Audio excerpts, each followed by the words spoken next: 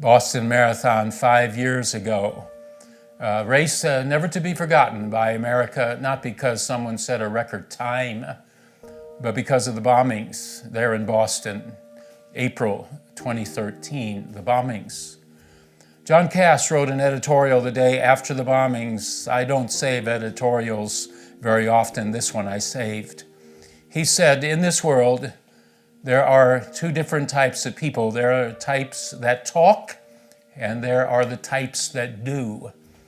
And he said, as I was watching the events unfold yesterday at the Boston Marathon, I saw both sets of people. I saw the people that talk and the people that do.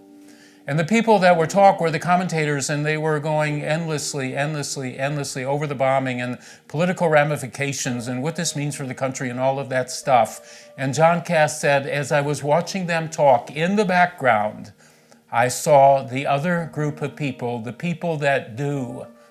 And these people that do were the policemen and the firemen and the paramedics and the ordinary citizens who are running not away from the blast zone. They were running into it. They were running into the smoke and into the explosions. And John Cass said, I shuddered as I watched them run into trouble.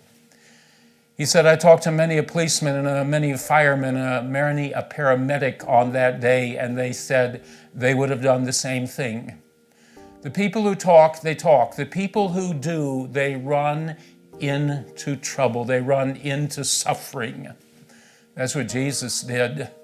200 people at the pool of Bethesda on that particular day in John chapter 5. He doesn't see the 200. He sees one man who has been an invalid for 38 years.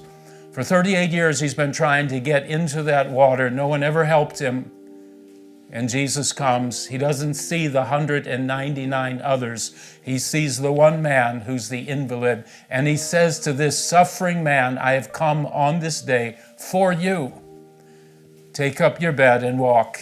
He didn't say, I'll help you into the water. He didn't say, once I heal you, you're going to have to go to rehab. He said, take up your bed and walk. Jesus comes to those who are suffering.